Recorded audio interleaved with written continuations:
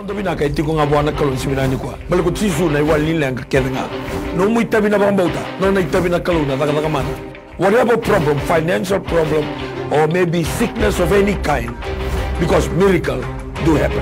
Ni sa mbulo bina ka naturang kina marama na nonto bano romani viti weekend na siya matsumay na yawa bina ka ngoni bi masulat. Waktu kay chigo na miracle do happens.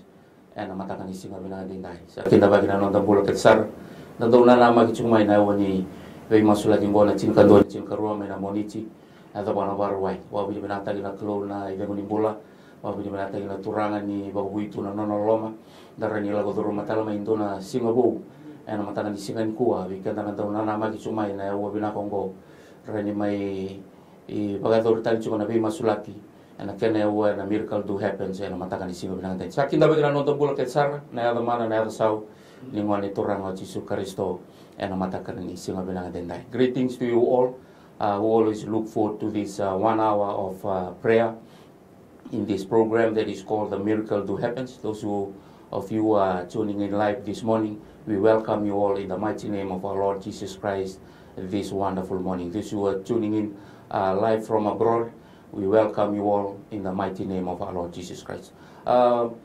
Weekend na bital sungay na bulan ng tabilitaki na ng Benua, turang na presidente na mata buwale, turang na prime minister na naman mata buwale, na bi ministers kay sar. Bulan ni Bengarab ni bilutaki na ng mata intulo manubici sa turang na nguna bina Kongo. Mo kinda ba na ng duimbula kay sar na ada mana na ada sau ni ngoni turang o Jesus Kristo. Sini ngula dabi na bi tikina na bi sana chin kaba na bi tikina kay sar na bi korkoro. We banua ni ndo na nama kichuma kina na ya woni bi masula kingo mai na bia nuyalu na rena we kanto to mai lau bunga na banua sa sema chunga ni na mai TV na walesi na mai TV na mataka ni kuwa ni boka rongo chuma ni bi korokoro ni bia nuyalu mai bir na we kanto to mai bono lebu wakina na atulo mai bichi mai kandabu na atu sawa wakina na bi korokoro na bi mbara bi ke bichi lebu no dolo ni bi uli ni banua sa tori na ngono bila ngomo kinda bana no tantu imbul ke sarana mana na sawa ngoni turang o Jesus Kristo na matakan isinga bilang dendai. Sa ni ngula da nabi matulot ke sarba Kristo nindo bokar rongo chungmai. Beto ko ni chungmai na nama ki chungmai na ngona bilang ni masulaki. Na uwa bilang Kongo sa kinta bakara no tantu imbula nabi ngasilibu ni bi matulot ke sarba Kristo bula chiba na nonda bonua na ngonongo na taka yang bali sialo bana turang sa kinta bakara na no nimbula. Na ada tali na ada mana na ada sau ngoni turang o Jesus Kristo na matakan isinga bilang dendai. Bikan dan siya machungmai nabi matentu ke sara nabi bonotani mai Australia mai New Zealand baki nabi kemdo mai England mai Amerika sa nabi sai bro da bani siya machungmai kina ni do na nama ki chungmai na woni bi masula kingo o sa tor na ngono binango mo kinda bang na bula ke sara na ada mana na ada sau ngoni turang o Jesus Kristo na matakan isinga bilaka na isinga bilanga ni kuwa tor na ngono binango mo bawa ni binang takatalangan na tarekta ni My TV rani bakatara itu na platform bo ni bi masulaki Mr. Stanley Simpson wakina na Chief Executive Officer and CEO ni My TV Mrs. Rachel Ibulono so ni mula bakatala may baga ni binang kina ngasi lebu ni song lutu na New Methodist Christian Fellowship tal ngasi atuna isa bo sa do Bulono na nona bakatara tu na nona tatanga ke na nabi kay beauty lomana na kolonial tambu merani mai vi toko ni na tigni ang Kristo minda mai vengarabe na taka libu ni bi masulaki ngona rendre tala duro matungo sa toranga na masu ke na nona taka mana na kolonial nona dimbula na bi bulan rendre na bula tabutu na bula ni tao na be uli bonu duindui and the duila duro no one is exempted from it, we all face it, but our goodness is in the Lord alone. Tuna na sami te na bosin sami ite bita na sami chin ka ono rua. Enda yung kay klatso ni nongo binaka sa tunga bi kimni.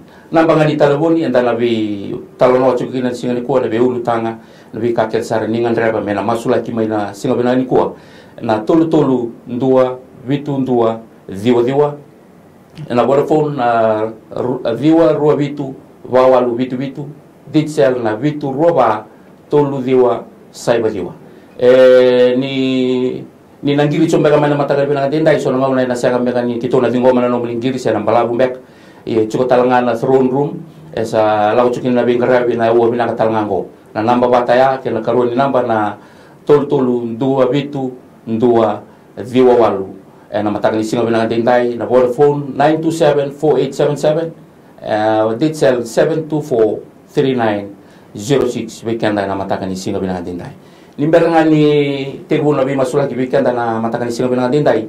It's a privilege and it's an honor that we have with us here today. Who's going to serve us with the prayers in the next 1 hour or so is non rumbulo kita bukan non rumbulo ni talangasi rosure ci cuma main nama tangan singa binanga dindai obo dibinakan non rulo masoli merani romai ebingkar rabi cukup weekend dan nada ni bi masulaki nama tangan singa binanga dindai au kita bukan sar cukup na bulan ni Reverend Orisi Wira da butu sar cuma main na koro na tombu ningyo bungale tailebu bingkar rabi cukup talangasi na Central Christian Center na Triple C na tambana ni AOG Mainosori na matakan ni singa binanga dindai nimbola binaka talangasi sakin da bagina no nimbola na da mana na sa ni ngoni torang o Jesu Kristo chiko talanga bat ki kenda na sangui matau o Reverend Joe usakila kemba da tu sar chuma na koro wetabu ala kemba na sa torang o lau venga rabi chiko talangasi na tamabua Zoe Ministry Outreach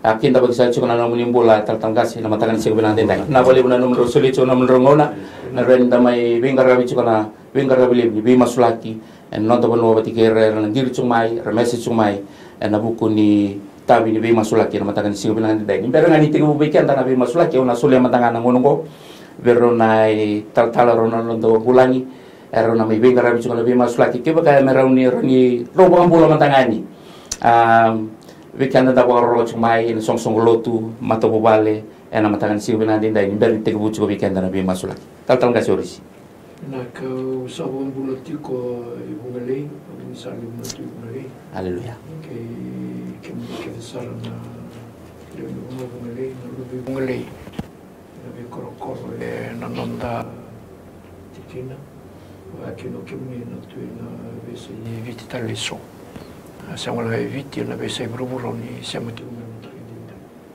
sa talanga ni mulada na bula ena Assemblies of God Eviti turang nang kaslebu ke kemdo no matmo se zake kemne ke na vingkara like tal ngas na be lu tu ke sar au via bon bulo ba andre ni be kemni ena matani ko na va tali ni nonda turang ya va tutok la volib na gravita bi ke na tokuni to na va ni turang enda mai I zolata tiko na ngongo au na singa talanga ni na ngoleva ba keremoni na thingom no bombulo talanga na isungulute na usuri nda wilebu wekem ni sarna nonda leoni lutu na wekem doni taltala ndona ngasini lutu ilutake na isungulute nda wilebu kinda buki kemni talanga ena matakan go na ya tali ni nonda tura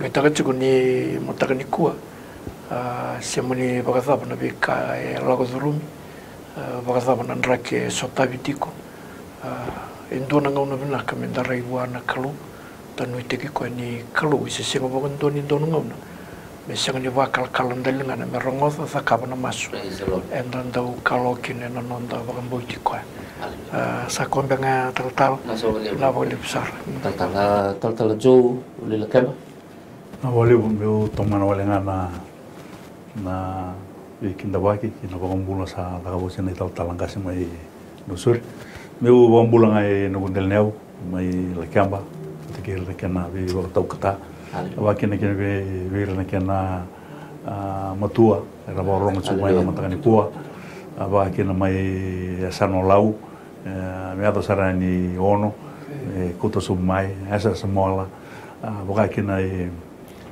totoya matuku sa bombulo juga na naratali ni moni turang Jesu sang talangani ngule ba bona ngonongo be bombulo kina bi kemuni na ta na so bi kemuni linga indo takachuna bi ngarabi bi kemuni na ngone ni chuwara autor na ngonongo me bombulo bi kemuni klani suta bi juga na rendre turu juga na wani mata ni bawa sangga gara juga na kami suta bi kina na bulan bi singa ya na masu kena kaluli bungo o bombo ta na bioli bungo na tarai kemuni me buki kemuni me lavichi kemuni na uchi mai na wala na uchi mai na bawa sangga gara na uchi mai na rarawa e dona kana sanga ni uchi na loloma ni kalu ko lo mani ke darusingo me ada bana singa dorona isota kena bote ke kwa bina boleh na boleh bu kemro na tamatanga kani kalu matagan sigo bina dindai ni berangani tiga bu weekend na tolo na ulutanga ndo masu lagi cuma na banua na maten tu ke na lotu na ban taliboni sa chungwa na screen ninga ingir me kena ke chukona kaya ngande me na masu lagi na matagan sigo bina dindai ausa kinda bakatal chukona nondo mula na matagan sigo bina dindai ni na tiga bu sar chiko weekend na bi masu lagi na matagan sigo bina dindai tal ngase masulak cubi kenda na nondo benua maten itu tal jauh nangkai masulak cuba na lotu sa kota na nondo benua matakan siu na dindai da sa masu kemuni na kalu kimami kadibe kemuni na kalu ni sa bula na kalu ni sa kila na bika kede ado tu buru dindai kasaya ado tu na numuni lawa buru dindai me baka saya ado tu me lo malai kito na wadambora na panuwi kemuni ka vinakata me kito wakatu sabate na matakin dindai na vika kethi membeleta na panuwi viti kima misaya leiba vi kemuni misaya yadu kina na nomuni lewa dhere na nomuni lewa vinaka na nomuni lewa yalundundunu na panuongo viti na kena yasane tini kava wili kina rotuma me lau da kaunrobe mbua madhuata ra ba nanronga na bosa serua na mosi teilebu na sana buka turanga rewa na itasiri loma viti buka kino kandabu ke mami sa masu ke tau sa masu na matakango na kaukawanya dai chisu ke tau sa sereka kaumbikina na vi ndela ni soso ke denga na vi kambula ke denga na vi ka keve na ndela ni bonua na veka kede na kena waswasa na nratali na nrakaukaua na nomoni nratisue na matakango kito sa masulaka kito mai veitaulilinga na leo kito na matakango me kito wakazambora vekemuni na bonua wakaturanga etolo kumbuna wakina bonua wakaturanga mburumbasanga wakina na bonua wakaturanga na matani tuviwa kanina tovate kito sa sereka enandondo ke tau sereka na nuitaka na kalu ni nomuni nra na umbia na wakataki kila taki na pe uno ke vengango na yadha ichisu na mataka ndendai na ndona nrao Dios na vulkalima na kena tikina na ndona nrao Dios na vulkatolu na kena ve korokoro na kena ya busa na ve matangali na kena ve tokotoka na kena mbarabi na kena ndelana na kena ulu ni bonua na kena zakau me wai na kena ve uzi wai na kena ve mbuda na kena ingolingoli ke tau sandua bata kasareka na nomuni nrachi su na nraka ukaua na nraya se brado kati kunga me bakaya brado ka ena ngauna ni zambeta kina na kauwela taisi senga dua ni se vesau ena ndona ngauna na kaukoni nrango koi ke tau sereka tiko ena veibuno ke tau sa bagazabu takango ke tau sa masu na kalo ena yadha ichisu ka sereka yani na ndina ni namuni bosa kena rarama tau thoko na kalo na veibunoa e via tukina na mbuto tukina na tevoro tukina setani kena nona mata ilawawa mera tole mera vesuka na vebunua ela ni vebunua na vebunua ke ngo ke to sa tangtuba na kaukawa ni ave tisu ke to sa release tagayani ka serekayani na kaukawa ke na rarama ke na vebunula ni kosipeli na klo ni kosipeli tisu no muni mai mate me roki na lambula na ndai ena vebunua ke ngango ke to sa poka pele na katati ko toranga ni kuni na takoso ena mataka indai nina vagarai ki community ko ni sendina ti ko nga na vebono so e tole me vebe sukikina na vaga ni muto na kauko ni avango na yava e bunimbula indai na yava soli ruku loma langingo me roki na nambula ke tau sa release ta ni kasarakani ka wasandondo me tangu tubikina na be vesu kedenga era vesuki kina na kalona nema mi ponue pite ndai enduna ka ki to via baga tu sana singale bunga enduna ka ki to via baga fabutaka enduna ka ki to via proclaim taka na kalo nyo viti no muni ndai nyo viti no muni ndai nyo viti e baga rabi veke muni semani baga faba na kaya na tamata kedenga na buto ke na farvaka ni vibaga totongani niko ki to via baga tu sana nyo viti e no na kalau melatani kima mi mulai ke na lumini kalau kima mi sapong mulai kima mi sasereki kima mi sa nomuni ena bukuni nrai cisu ke na bava fambo ena kau melatai vina wale usana tulanga ni ta kosumanda ni bibaga dorna bibaga toro da kitaki na bibuno ke ngango na kena bilu taki ire saza butili una zanra vina wale uni na ya bawati ko na lona ve turang mbale kedena ve maram mbale kedeni ve vanue tini kabango na kena sanango na kena ve ya busa na kena matangali kena itoko kena ve koroni na ya bawati ko kina na kalo na beka kedo ke to na garau no tiko ke maminang daw garau na beba kay same kina na daw ni same enan donan raw tini kalay ma me kabango me kakwa sarabe ke mami me kakwa ve ke mami beka ni sa kabote ko me no muni ngakina na pagaro ko kena langi ke to maswe na ave chisu na ibang bula enduanga amen o na kalo kita sa masulaka na bulan ni presidente kita sa masulaka na matabu wale kita sa masulaka na office en Tambera tiko akila na government house kita sa masulaka talanga na buno rutuma na kena vida kau na kena sana baba kabakin na kena waitu turanga kita sa na numa no nambula be kemuni kita daura ka tiko ni turanga na nona lenga kita sa masulaka turanga na sona tamata na sangamer na merna sumuta yani turanga na bi kandum donu sa biukino koe kia itu sa masula ka turanga menduri enandina kinandum donu ena damuni chisu ina wale unambula ni prime minister usa masula ka nambula usa masula na utina usa masula ka turanga na tuna lubena usa masula talanga na tambera chiku turanga chisu turanga na bi baga tulewa turanga na bunu embasi makina era sanga merandreto sombo usa masula ki koe kabaga talagi na buno bo turanga da uma kina makiwa turanga na buno usana numa be kemuni turanga na kena mata sawa na kena ngoni sala na loma ni koro kabaga na leo ni koro turanga au sa masu chisu ni kunina be buke bua turanga na buno turanga sani reda kunina ndola bana matana kabaga kina na baga tule wa matu turanga kunina suleti go bua sangani mule da turanga biru to na chindikaru na minister sa masula kana to mbula be kemuni turanga bina wale unor tombula bina wale turanga na kaya to tulo wakina be ministry ke der tongara turanga oh chisu muni lo raikina na klu ni basiga kina non to tulewa kabaga kina turanga na buno to molmo mukina usam masu chisu ena linga muni matau sanda undina kena kau lindine no muni bosa erto nang duri kina na damuni chisu dina mandanga le chigo sona mata tamal tale turanga era lewena chigo yo sa masu wakina na diwa na ibuke ni minister turanga na mata itungo no muni haleluya yo sa masu chisu ibuni na bibu ke non rabak tuloan non ramato bale kabake na turang o bici raramba turang le buna ngona radongai ke na matani dalan non rabak tulo yo sa mas turang na buku na rabak tua ko ni na solia ko badana no muni soli turang merna jidi baka ke na bonon toru na kaira kadibi ke na ko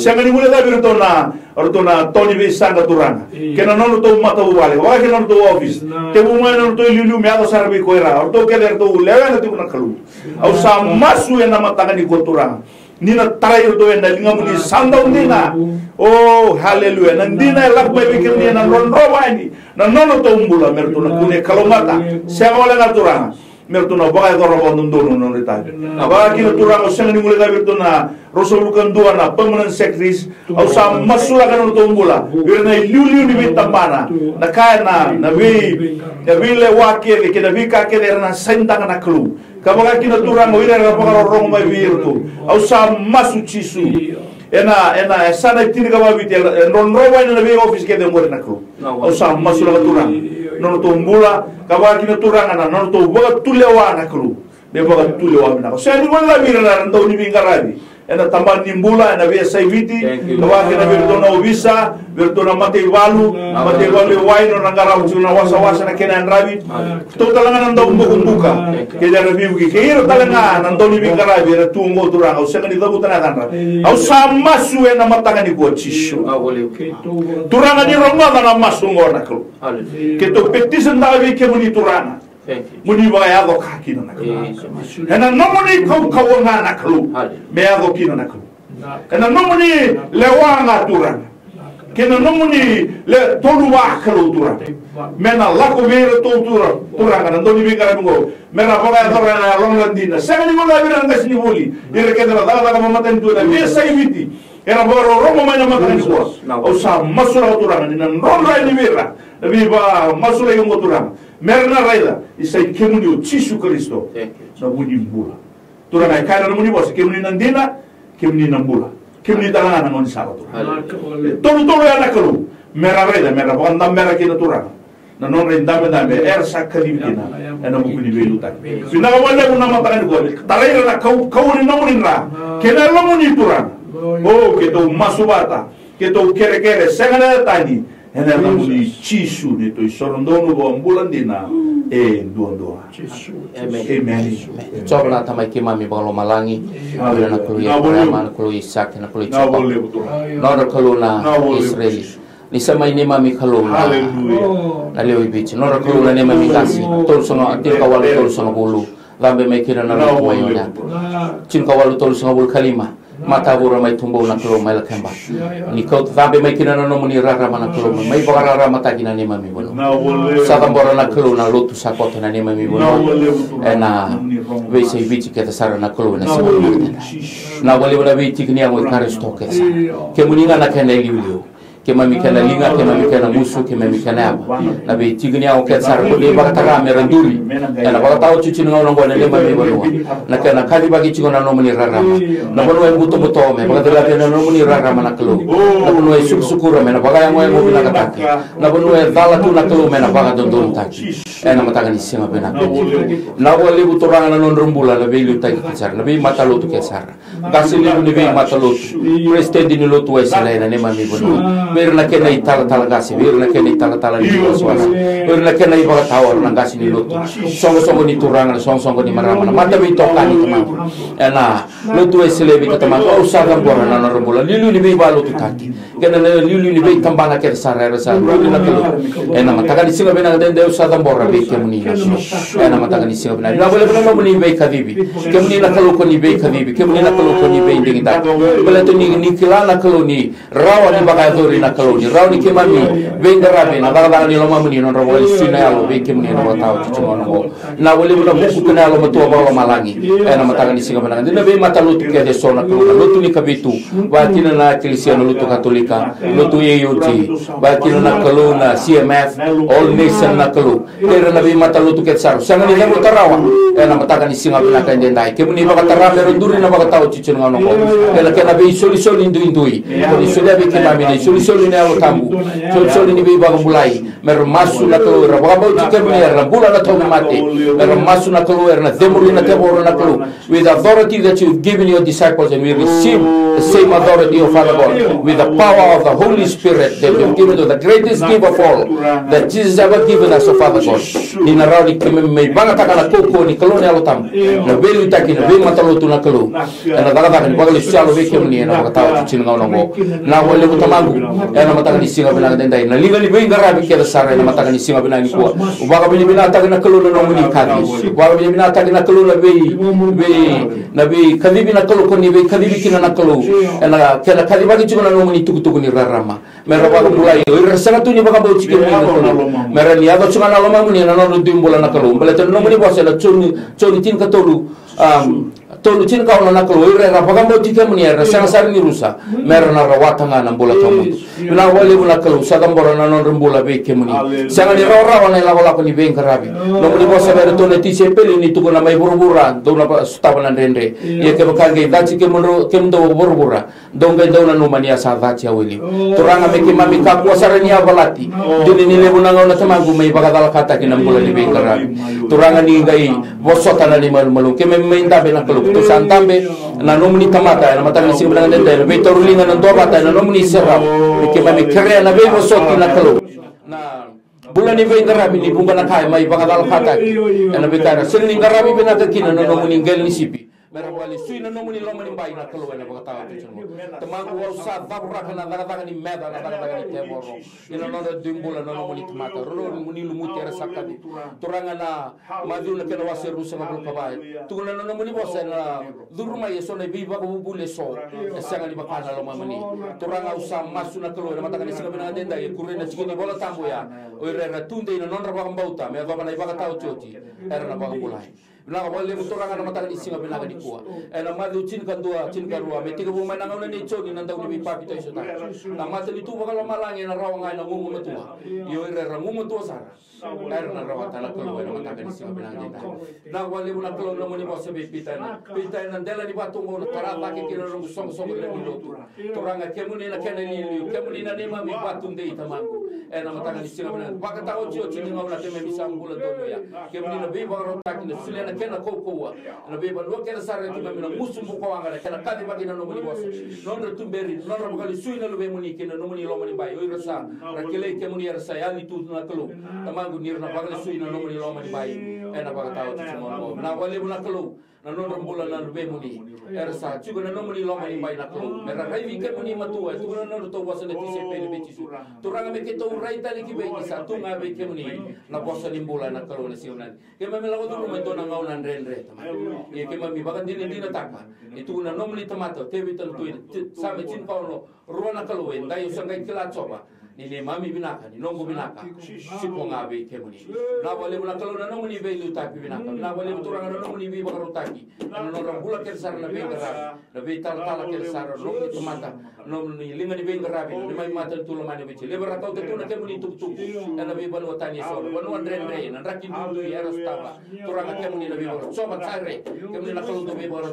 coba sama na kalo sa coba na biasa na kemuna o sana lumi ratalanga na be banu kel sar era du kau tu kina ni ko speli na kolo lebo na ndrendre na staba tama ndrendre ni raki sanga na kakana sanga na wai kemuni na kolo ko ni na beba kero staba na ndrendre ni tobi mate you are joba rafa au ila o father god this wonderful morning na wale na kolo no rombula kesara no muni muti er sakalibi na kolo na no roba daga di bagali sialo be kemuni ana batao chichu no bo si na kolo ni mami bonu lo mano bici be bagayalo baka indina ne membula ni ngarabe kemuni ana batao chichu no no sa tu na kena lo be kau ni sabang rota na kelu etu kono polo be timodi sabang rota me libraki sa baru cene baru binaka au sa vivi bau cene debe ini sabang rota me libraki no le sala tali o nana makikina timodi na ngona go era na pakai bota tala akina o era takaba chuna daga binakongo era nana makichuna le sumai na ngoni turango chisu karisto era bota chichu ngono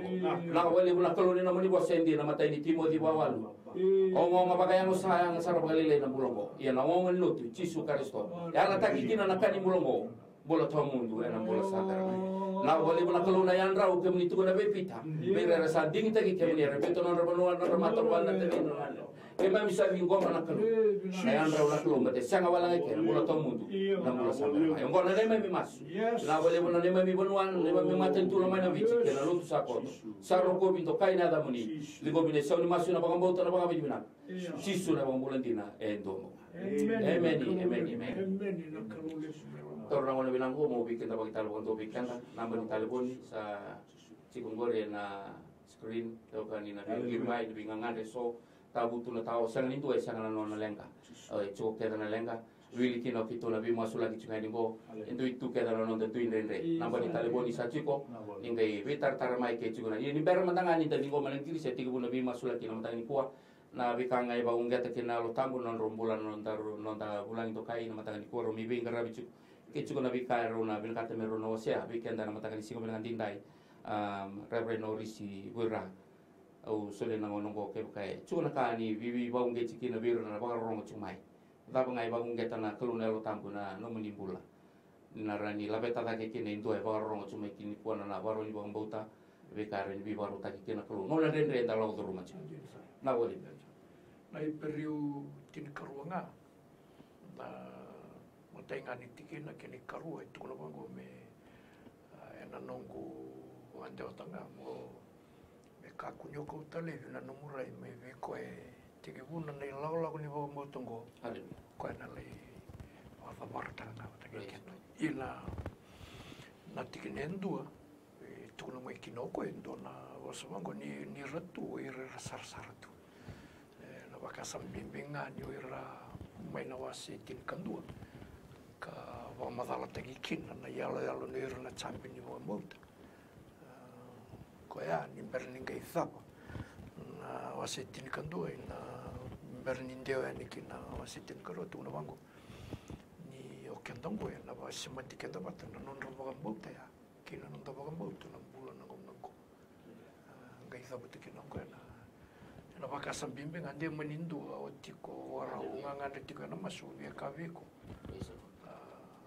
ni rasa ratiko itu kuna bikin na wasni bolotambu ko ya wala ne pelu ena bina kamendan da usara vira ena bina katalanga patemero ni wakal kangka tegi era ne kalo ni bombo tara mulang kangke kalo talanga non usara vi tula bango saravira ran wakal ngata saravi ko ketu sona kai bukan bimbitu era no milalango tu no kande pala fa asin ena dizingo ko ya saravira saraviko macam ke saravi chisuto look at them, look at yourself. And don't take your eyes away from him, the author, the originator of our faith.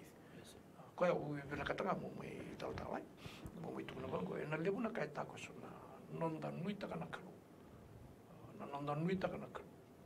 Nondanuita ka na kalu.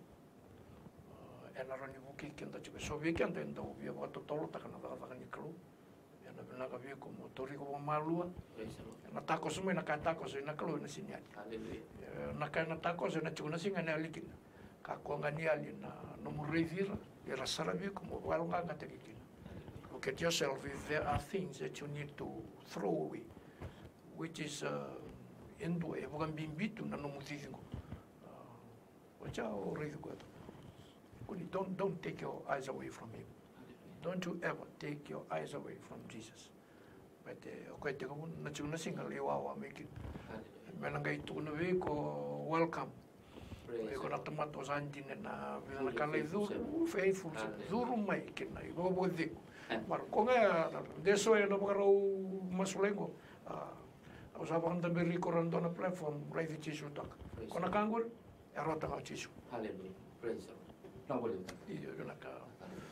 Na meu tomana nga wale na iwamalala ni koe na tomata wala ko rosa royando na sa tisu indo biro e kuta tsunga no na yalo kuko me da wala le rusa indo biro ngi dabuta na bosa turanga ninga ina no me ni sa vakila yalo no koe ena uchi ni minitia o koe me sule no mbulo mi koe lili tsugo ndo na lu bidika tala me mate me ronda bo mbulo imeni kini wale mono no mutu ya na kana ba madala sa takochi o kwemo ndanga na soti ni sarabo tu na vika saya na ya bala ni kaya do singa tu ko sandina salubi ni kelo kwemo sare kini wale na nendoro ule ngani ko baro ro chuma ko mendoro kuta wana lubi ni kelo doro fakuni kuta bi na lebu se vitali doro kuta wana na lubi ni kelo praise the lord o kwena sutabiko ko taranga na ba kelo mategi lenle chigo na ila ko la ngori roma da bominaka ke turu chigo na wani matamu na lebu ni lenga o so tabo chigo na ngono niko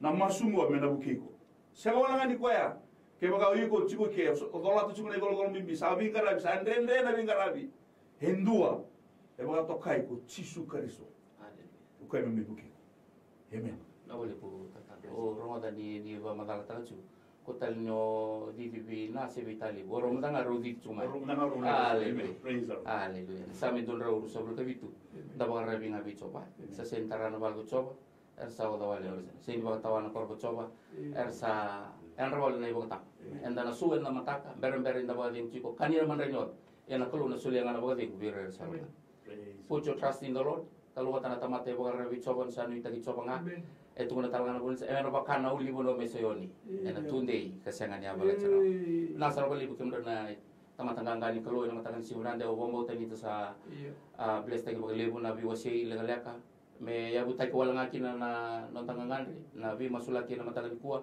ni ba raw sara metigo bubiken na vi masulaki and matang ni ko ebida chuko na message chuko taltalngas orisi o sainimili ng bulan ni ngaro-ngaro da kangandreba me bisa nakere karuanga o akanisi bisuki boli na lubena ena kana marijuana kena mateni ni be muri masul ki matanga weekend roya talngas orisi na matanga siulan o sainimili na tal-tal meni sainimili pinakata mo kila nikua ena ranyo seleki mina ngaro-ngaro keba kamo vaka na mateni kalau praise the Lord mo sa miuta ana kaindo kakun lang tang donaka keba sa chukoro no mungangan ko nyuko na seleki ko na ko ni o tal kero muntakan yu tukuna tal donaka bisin mi na bol oi ko mo sa ko bula ko na wasini kalau Haleluya. uli ko na wasini kalau kemudian kalau Haleluya. Kiko na nonangan rasa ni milya na bulan ni ngarwar ta. Kita sa kila chungondo na ivesu ni tebor. Ivesu ni vaka ni buto-buto na bulan. Ni kuwe na kau ni ada Jesu na ngangandri. Sa ngangandri kino ko mesereki. Kita sa salmure na masungo. Katang tubole na kene ivesu mai wa. Na bole na bisau kene kalau bisa na kalau kino koya na kalau wat kay kemuni.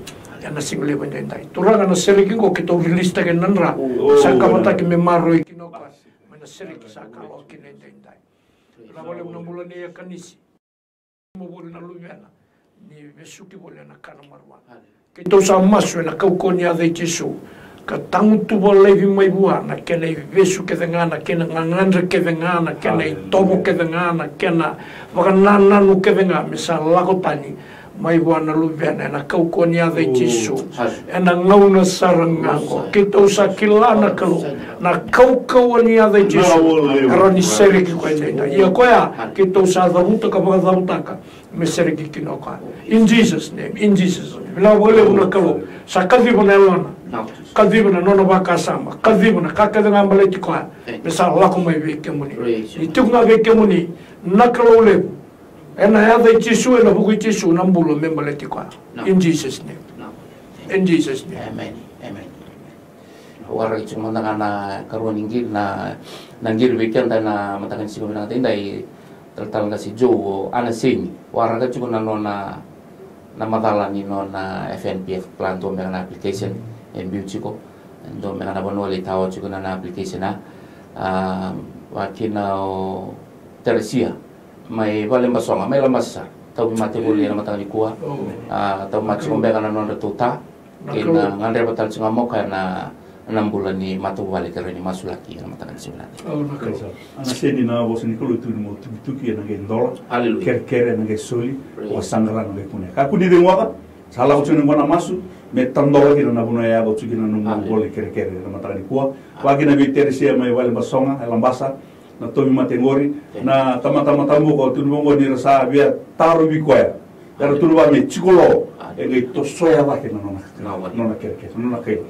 ko na bi ki numduta ki nambula ni matawale turanga ke to sa masu lagi ana seni wa ke turanga na karoni kerke mai wale masonga turanga na une tao chukina na nona bola ke na FNP ko sa masu bi koya taro bo chiko se na une tao chukina turanga mena mbasi kada ki turanga na nomuni ko na kalo na muno ki me misaya do kina kuni ngai tingi bu ki Jesu turanga na nona kere membaleta na ka membaleta na kere kina FNPF kabakina na bikasa tu bara tu mena leba yang takina sano ngu masu Jesu ni na rongo do tale chunga na masu ngori na daga na FNPF kuni na tarana na rambula kuni na mena baka sukai wa turanga na kain don mena nona kabakina mai vale masonga turanga au sa masu viana sini turanga Jesu membala tan nona mbula nono to ta kabakina lengar to stabo chico turanga na mbulu di tobi mate o iko tobi mate roma ka baga vinaka sengani nondono na chico ikeri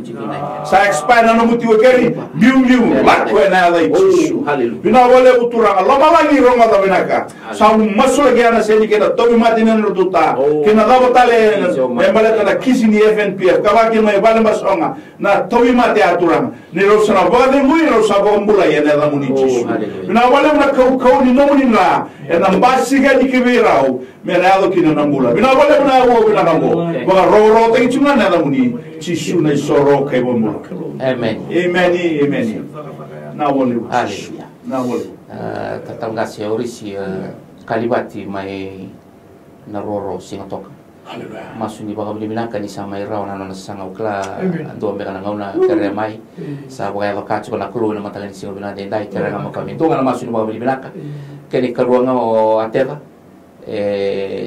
to bi mate tipo kasa lutu sare chuna ngana na boleh betul. Kemudian nak kalau kita lebih tanah lingkar kita nak boleh. Oh, cisu.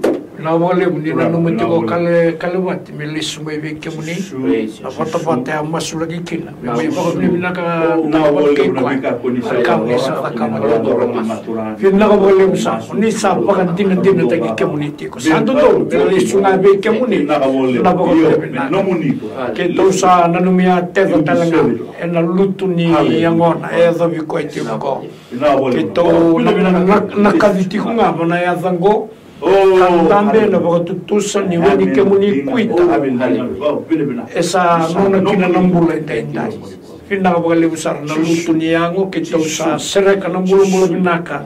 Ena biviko na lewe na ra na sui na mero na beisema kebinango. Na kau ni avango kena nomuni vivo mulai mesala ko duru manangon me baka sui tale mai. Ena yango nga ena kene tu wakilio. Bina baka libusa. Ena yazo buana mbula inday. Bula tana ni to masu ni kito boti kemuni ene kala palanga. Esa kalau kena teza na sileo. In Jesus name. In Jesus name. In Jesus name. Amen. Amen. In Jesus name. Hallelujah. Hallelujah. Tal Joe masuk lagi mandangan bulan ni Bilmoni. Bulan ni kana karimano marijuana. Besok itu merana bulan ni kana marijuana. Na matagal singa binang tinda ina kene karuanga vivi bagi bisnis cukup. Na buli be rotona ngoni. Kena tarani nora tobali do merana matobali ngangare cumingo. Cuma itu tua. Rani kau mandanga wana keluar masuk na matagal singa. Turanga sa raboka totonga ni chibo na tambangone bici ba kenar na ngone leo kena dorgo turanga na bukuni marwana bi ba totonga ni buida ba oida la takanon ra waka sama merda kam kene so bi kali lieso sano mu masuchi su turanga ni na kautani na kena ngangande na yaro ba buna chibo au sadu ruba na ya chisu o bulan e bil moni mena tasereki turanga mena sereki mai ne besu gitu kina ba kina na kau ko ni mutu ni teboro kira rita dia takana na malio lala na ala ichisu sa ba mulai merongada saka chigo binu mo dituranga na mataka ni kuwa ni ko ni sa ba mulai ko na kau ko ni nomunra etir mai na kau beta bakina na mata wala si sanga tuko na kana didi bakina no to bisnis no ra buli na ngone merna tumuga ke merna le velu ta ke na bisnis ka bala ke na turanga na buli turanga au sa masu chisu na to kere dina matanga ni sinwar ta ke na na to eu sa masu ni to balo ro chuba na matanga ni kwa ko ni kila iro to turanga ena ya muni chisu na bisnis turanga na kunina baga tumura mena ado kina na vika binaka merto supporta ke na lotu merto supporta ke na ira na ngone lumini ali ira na yanda mer supporta ke na daga binaka turanga kuni bosa kina ena no muni bosa na kru ka baga kina turanga na no to buli turanga na buku na ro matua kuni solia na kru yo sa mas mena rono le subirto ena dine no muni bosa kamerto na sutabo turanga merto baga dine taka niko ni se dau soma tiko nga na masu ena matanga ni kwa ba dere tu ngana na muni chisu na soro kay bombula amen haleluya do me kana kanta sa chukana talgo ni sa bola binaka ni bola binaka no Chandra kira kami masalah kina vangu ema botu eroro anggal kanya vangu mawi kira me masalah ke binaka tumutu ka ke batun moren lakwa binaka kena nunggu bulangan matu balu memasuk na sangat itu sangat cukup vitamani. Haleluya. Tengok mana orang bau tanau tal ngasih. Na kreko na motara na kuno e mavo kita dondokan dalile kita be kemuni na kalau sakalau main meramungo na bakam bau tikemuni. Mata ini kalau ya kita kilaci ko ni sana zakaya zo. Ena mavo e to wati ko na na tara to kito ndo kana linga kito ngo me kito sereka ena kau ni ave chisu Turanga na tu na bina kini te horo ke na buto na buko ni maongo. Ke tau sa tangu tu na ke mui sema ke tau sa kaviva mai nambula. Ke tau kaviva mai nambula na bono e mau. Ako le usar na mata bu vale ke na sasanga. Oni na reida, oni na mukea, oni na ndola wakina na kena katumba pina ka kerana. Mera tau sa kera ni sambula, oni sambula na kaho, oni sambula na kaho, oni akaya. Wana dhorobo ni leisa, na nona masu leisa, ni ndola pamanda na matana, kay reida na matai walo I chob ni leo, ni boki buli tira. Ena ngauna ya, mera tau sa rai na matana tau wealo, ni sa boka buli tira tau, oni na mara na tau. Ena ya dhei chisu, ena ya dhei chisu, ena ya dhei chisu, ena ya dhei chisu. Kata Joe Ilsabeta, bude chiko na lingana, namtang siya binang tenday kailan karuanga O'Neill, chiko meka na nona application, pangkara taka chiko meka. Rani masuk lagi mantang ngaruh na text message an mantang ni po. Ilsabeta ronga tabi nakana bude niliga mur mina ko ngali we. Wa kena bi O'Neill wa mbota ni nandor mo dala. Turanga ke to sa masuk lagi Ilsabeta na bude nilingana ke to sa masuk lagi O'Neill na pangkara. Turanga ni kaku ni sulia na ro wadi mo bira na dingo mo na application no O'Neill. Me ado wani ndo na nona dala kai. Na mo kan lengre mo di ka uru ni sa senga dala ka. Oni ra ni sulia wa. Senga talanga na va ko ke Ilsabeta na mate bude au sa bolo chiko mate bude na dai chisu man ro vimbiu ke Ilsabeta. Oh haleluya. Bina wale una rongada na masu turang. Bina wale ni ro sana mbula. Ndo so tawa na nona dala ka. Ndo sa mbula mana mate bude. Bina wale ko ko bina kata kachunga. Na ngamu ni chisu na mataka ni kwa. Bina wale u chisu. Bina wale unom ni roma chisu na iba mbula dina ndo. Amen. Tosubi kantana bitu mani chukwa na bi masulaki na mataka ni kwa kala risi na mataka ni kwa. Ndo na matubale kitu bitana no chiko. Ini bera matanga. Tingko mero matanga ndo nanti se laku chumengo. Ni sambul binaka. Sambul binaka. Sambul binaka ratu. Aku kere aku mani bi masulaki ko. Kita sarang di kemuni juga ni. Isa aku kere mo ibut ko na chibi na tambang gue nunu chiko na tambang gue mo. Tau gunu ayo tulau kana pun kau. Aku kere ni masulaki mandang ana matakan ko. Sa ko ngaya ratu. Na boleh penting kau mana bau tentang kasih. May batukulo sara. Karena ni masulaki ramah tangga bikin tu nama tadi. Au kere muni tarano tamba muni mawi. Haleluya. Ke tau sa dondoka ni na langai ke tau ka serka batanambula na kau ko ni ada Jesu. Sa la ko bokete te be sala so e vanga ro kina na turanga ngo mai batukula. Haleluya. Ke tau ka vive ke muni. Ka kere ke muni Jesu. Muni daga mata mesa kilande ndai. Nimbula. Eti ko nga be ke muni. Sa tao na be ka ke venga o koya ambulia na yango. E kilati kuna kai manata ena yado kina nambula niko ni sa daga na kau. Pina wale usa, pina wale una kau ni lumu. Di be sereke na mate. Ena tarai koyani, dinangani kita veo waki. Ena tarai koyani. Na nganga ni kau ni masungo me yado kina nambula wani kwa. In Jesus name. Ena yado Jesu. Ena yado Jesu. Ena yado Jesu. Total na kanta sa chuna kaliboni ni sambula binaka. Ini sambul binaka. Sambul binaka. Au klasa maglanda kuna bekanda ya.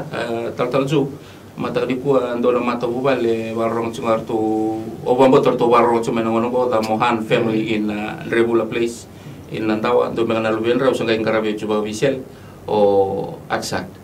Keren aksat Mohan. Keren ni masul ki mandangan no tumbulor to na nama ki cuma na matagani kwa kene karuanga o stir na luben e bisuki boli na be muri ka kerena yalo matu mai wana kalu me botai kina na luben na matagani simna ruanga na kere masul na matagani kwa ren masul ki mandangani. Mohan, be assured that Oh, Jesus Christ answers prayer. thank you, Jesus. Wa kina biko steri, kira menrobi bo tu sai kina lubem, Hallelujah. ni nalapan na masungo, pada tu na ibol tamu, na ngwane me warorong abi takina, wa kina na tumutumbu, kena na tumutumbu, menda serikir, Hallelujah. menda serikir, me ena non rombula era na waktu tu sekira. Tu satu sumena masu, Praise the Lord. turana ke tu sama masu lagi mohan. Thank you, Jesus. Nabi sele ta kawana lubem. Hallelujah. Mata wale na mohan family. Thank Tu baru you, tu Jesus. mana mata Regular place in the ena ya ga ichisu na regular place mana ndao. Praise. Ya lago kino na masu ko turang me ya doike. Thank you, Me Jesus. tarana ma ni sele. Thank you, Me ba dor na bi ba mulai sengani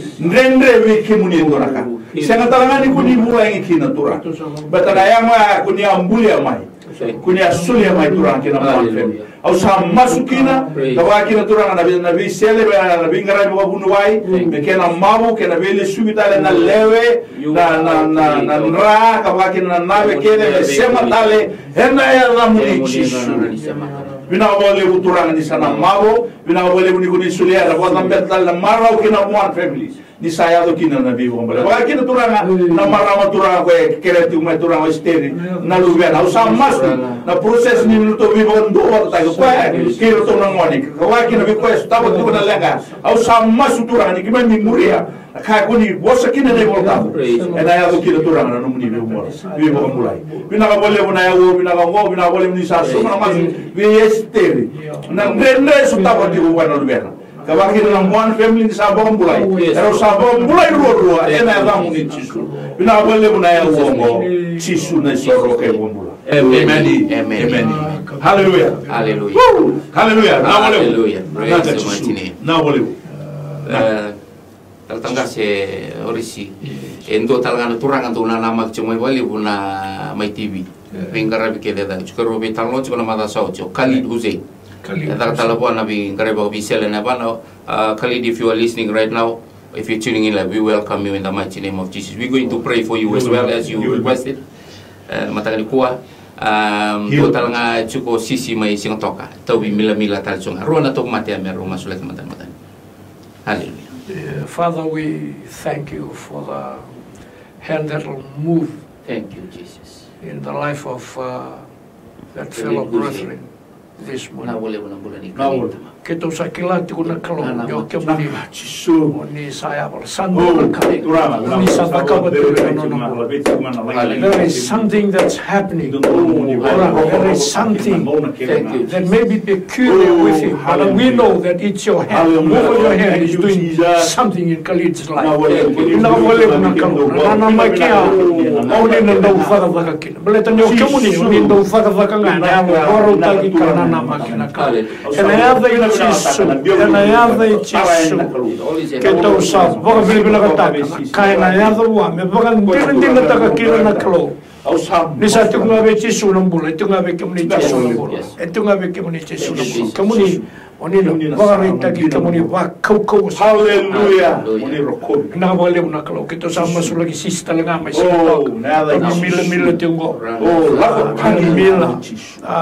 Kita usah usah ngabe ko, mau nak sar, bangalan maina yang nak boleh kita release terang ni nak keluar, nak covering nindra, disambul ko, nak cover na nomunindra me maro italangakin me na vi mate ke ngando vi tau vi mole tu mai me bangalala kabata ke nandra na ngui sis mai singatoka pina boleh nombulu bana ta Yesu pina boleh sa in Jesus name in Jesus name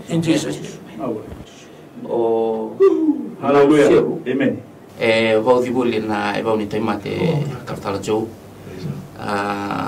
hola talanga to mel non bisnis e di balacho era di masuk lagi mandang abi kenta na mata kan semua na wale no sirve na mata ni kwa buta na kolona thank you Jesus ko talanga hola na no muni bisnis praise the Lord tu sa masuma turanga ke tu sa masula ki no siru turanga na wale e na weni ke muni kuita mai kalibare e na weni ke muni kuita mai kalibare turanga sapo mula ki no siru turanga kuni bosota muni kana kuita era tukuna ndau kilia na volta muni lo rei saranga na lewe kina na muni longa Ya na nomoni sulia na nombula mbaliti kem abiturale. Ya na weni kuita ke me se bom bulai tu ngaki na me ko mo na mataka di ko. Na wala mo na to mata di sana bom bulai. Haleluya. Bila wala mo turanga nomoni lili na ndawa na mekelwa. Bila wala mo nomoni ngoma na iwako. Bila wala mo nomoni ngoma na wa mo tona. Bila wala mo nomoni ngoma na wa iwi na kro. Bila wala mo nomoni ngoma me lo suwa na sare moni. Basiga na nomoni na me mbula kina no seru na mataka. Oh, haleluya. Tobi mate au sadun ruli ko na da chisu ba. Ko akina bra hola. Kena na mata wale na mata ni ko me bala tan na business. Me umi kina na nomoni na. Mira kedera oposto iko chigo sa masu dir na suka hena na muni chisu. Na nomoni na ena toso ya dikina bibu no sanga ni rela. Kuni na ndola ko na mata na me rede kina na me expand kina na business. Na mata ni ko na useru ke ora ena ya chisu. Ena ya chisu ena mata ni ko. No sa bo mulai sa toso talang kina na business. Dura abina bole usa. Pero kobi mendo kai naki na neta mo. Chisu me solo kibo. Amen. Amen. Haleluya. Na wole. Kawale. Na wole chisu. Oh, alumevi. Ngandre ba chigo na promotion no na bononi darak. Kaya di masuk lagi mandang abikenda. Reverend Orisin mandang. Kemudian kalau kita una numia alumevi, no ngandre chigo na tosla ke darak na no bononi darak. Mamikilate ko ni promotion sa may bigyan mo na karo. Oh, iyo tora. Sa kilala mes na kaino dono me da kava. Ara ni eado kina na kakedo ni sayala me politiko. Chisu. Rei tu eso na kao ni kila ni baka tawa taka tiko ni toso daki. Ke tau sa release taka turanga ni alota. Ni viva na numi wa. Oh, kaino dono me da kava. Ena nona kina na iwata wata ni promotion ena bononi. Ke chico e sona kaya baka tawa taka tiko na mokuni ngati baka tomata. Ke muni na kalo ke tau masu. Muni ndola wana kato baka wanga lala takiurango malate me toso. Na marama ko alu. Ina wole. Ena ya dai chisu. Ena ya dai chisu. Ina wole. Haleluya. Ina wole. Amen. Ina wole. Omongo tani sa tombukkan sa chuho to tolo nangona. Au sa toro nangona binango mo binatake na non rombula na non taru non takula to kai chura mata kani kuwa. Ono sulia talanga wala galak sara ke boka ni merona pakamo de chubi kenda na kabni sigo binanda indain ken sa mengkare bra chukona itabi ni bima sulaki. Reverend Orisi dona tuku wala galak sara ke dona ka ni rani biba to nakin song lotu na bukan di lotu na singa ni mata kasi tutan na tutu memang song lotu anangan rebi so asole nang ulo bilanggon ber ni mai chini chubi kenda ana matagan singa na dendai bikin merona tamatanggang kan itu Ina wale besar tal kasi uno bibi baka na numinga bi kemuni keth na sisenga tu ni dona bunu ni do lebing karabi kine na lotu na bisinga tamu obi baka longa kating bangkaran dona bunu oro ni le lotu kina kakunya chungai bani. Praise the Lord. Ana senga ni binaka biko. Amen. Uno mele waka ni kina na lo no bos ni kro. Praise the Lord. Koya binaka kina biko. Ena binaka biko ni sa wakarongo uno tiko ena senga ni waka. Sema ena dona bunu moronyo lai masulaki kina tumberi kina maroroi kina wakayalo kangata kina wakayalo en dona fellowship ni beitokani Pakayalo na yago i Kristos atuko. Amen. Ikan tangan esmi solutu, na boleh besar na lutu ni mata na singa ni matak. Mangkaramai dona bono musemo baikina. Ena nonto mingkara bikalu na singa ni matak. Na boleh besar tal. Tarju, wala galak nga. Di ko waro mata chuko na mbio liwa ko akina ni chuwi ko no telefoni bi ko yaki ke senga na mono la kina alo bina ka chul mai kina ni mataka na laga chuga ni na program wango sena bakasa ta bucho sena bolutu mo bangara kina ndona bono moro moda kina na vosi ni kalu e kata e mbula o ka mena bo mule ko iko kina no mukao Amen. Amen. Na wale bu turanga kina maram mai daba chubi kanda na ngona libi masula kina matakan singo bilang tindai ke tumbe ka so to talanga nonra ngangandre to bata batikire sa sulia chuma na ngangandre ena matakan singo bilang tindai dambe na bang bautan na kangu na mataka ni singa bena ni kua ni kalongo e daka na nona bangbuta tuna ko bana marama turin rambalabu sa bakambulai ko na nongo bangbuta sine kayo chisu sa bakambulai ko na nongo kokoa tuna ko be ko na marama sa bakambulai ko na nomu bangbuta na mataka ni singa bena de tai choba na tamai kimami bolo malaki na bole bona isomi masu sa bingo mena ba bina bole bona kero na nomu ni be stabi be rekebera haleluya na be na mataka ni singa bena de tai baka bina ka be kemuni na mataka ni singa bena ni ko nomu ni na be stabi den den bolo mato bale bolo gato mi mate kemuni na be bangulai was absolutely nothing is impossible ngona kalau nane me mas ba si bi kemuni na langi na viver to ka ko mi nomu ni tsinga chisu na bangbulan dina endombo amen na bole bona vitumani tsumai na mataka ni singa bena de tai sa tsumai mai baba tsumi ke na woni bi masulaki na nume tsunga e tosuma na be masulaki na throne room na tol ndua bitun dua de walu tol ndua bitun dua diwa na nambani taleboni na diwa roa bitu walu bitu ditsel na bitu roba tolu diwa roa diwa na ya sara tsunga na lima na koloko na kabini singa benani kuwa wakalonga tagi kenda batana turanga and God bless us all in Jesus name. Ina ka itiko nga buwana kalon siminani kwa. Bale ko tisu na iwali lang ka nga. No mo itabi na bambauta. No na itabi na kalon na daga man. Whatever problem, financial problem or maybe sickness of any kind, because miracle do happen.